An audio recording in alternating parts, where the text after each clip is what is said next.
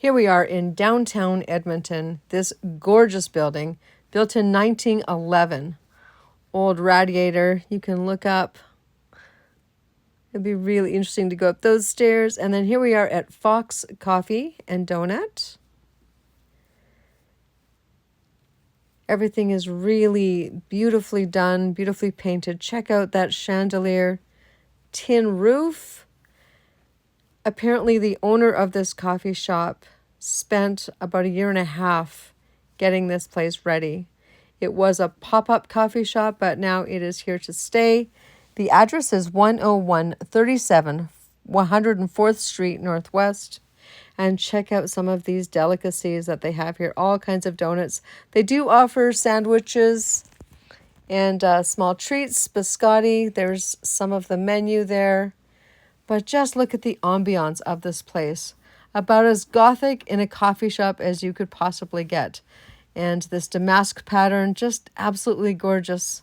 Hi, my name is Maria Five. Welcome back to my channel. If you are older, if you are brand new, welcome to my channel. I am here with my mom, Bev, in Edmonton, and we just came back from the Fox Coffee and Donut Shop. This is their own brand of locally roasted coffee downtown. And it was way too noisy there to do this. So now we're at the library doing this.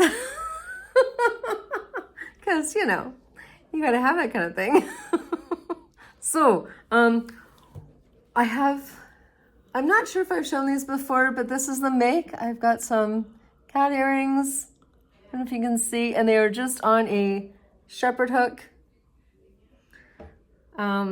with a little doodad to keep them in my ear. The coffees or the teas that we had at the Fox. Coffee latte for my mom and a matcha tea latte for myself. And the book is The Sorcerer's Daughter by Michelle Miles, 2024. And it is part one of a 5-part series, but this is the first one and it's the only one out so far. So hopefully there will be more coming should Michelle Miles continue to write.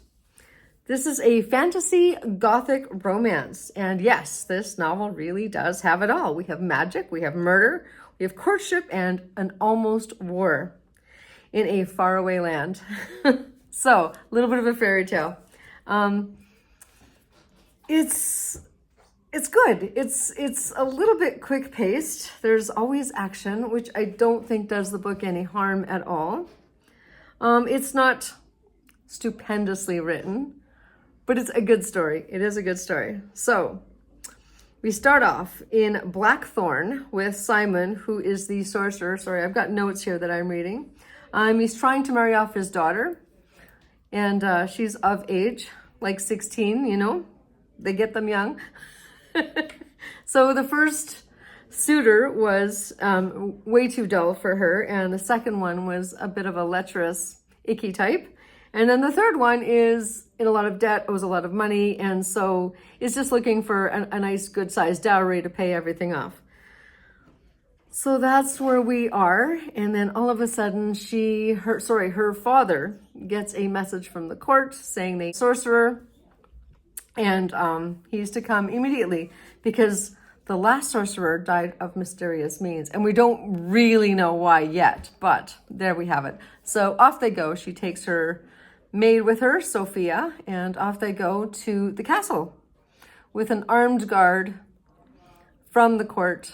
And of course they meet villains and they are destroyed with some magic. But yeah, magic is she's not supposed to use magic at all. Anyway, she steals scrolls and an amulet before and secretes them away in her cases, and off they go. So what she wants to become is a powerful sorceress. That's her dream. Her dream is not to become a wife and bear children and have this really bland existence. That is not her goal at all. It's her father's goal. So they get to the castle and she is enrolled in piano where she meets Aidan Lockhart. Oh dear, can you imagine what will happen? Yes, you got it. That's exactly what happens. except he isn't all who he appears to be. On that note, I will leave you, but we do have some discussion here. So, what did you think of Violet's father? He was a very professional sorcerer. I think he was very good at what he did, or he would not have been asked to come to court. And of course, she wanted to follow in his footsteps. Of course she did. She had no mother, and he knew everything. Like, he would solve her problems. He would help her through whatever she needed to know. He was a good dad as well as a good sorcerer. So you think she idolized him? Oh, absolutely. Yeah, put him on a pedestal, definitely. As a lot of little girls do with their dads. That's just kind of how it is. I know I was that way too. My dad could do no wrong in my eyes. What did you think of their relationship? Violet's and her father, Simon's relationship. It just irritated me because my dad was the same way, trying to protect me. And he was trying to protect her. So he wouldn't let her do magic as far as he knew. Now, she might have snuck the odd charm in, the odd spell. And then when they do get called away, she secretes a book and a crystal, a piece of crystal. And she secrets it away in her wardrobe. Piece of crystal? No, not like this. She wants to do magic so badly. And her dad, of course, wants to protect her from what could happen, which, of course, magic can have two sides. Right, which is how she lost her mother to begin with. So I think, they're like juxtaposed and they just keep kind of missing each other. I don't think the relationship is as strong or as good as it could be, but nevertheless. All right. So, whose story do you think this is? Well, I always thought it was Violet's story. I thought that she was the principal. She was the one that they documented the most of. She was the one who was named and followed throughout the story. I was really rooting for her. I don't think you agree with me. I don't agree with you. The whole story is told from Violet's point of view. So that's where it's a little bit misleading, I think, in that we want it to be her story. But at the end of the day, through the whole novel, it is not Violet who changes. She is exactly the same person she was at the beginning of the novel, as well as her father. Exactly the same person. Although he does come around and say maybe he was a little headstrong in pushing marriage on her. He does come around and say that. But I think he has exactly the same views. And the person that changes in this novel is Aidan Lockhart, who starts off as her piano teacher and ends up becoming, of course, something else. So he changes. He's the one who goes through change, transforms, grows as a character. So I realize this is only book one, but I believe that this particular novel is really Aidan Lockhart's story. And I just don't agree, because after her suitor that she really didn't like, the older fellow that was after the money, after he is removed from the scene, she kills him.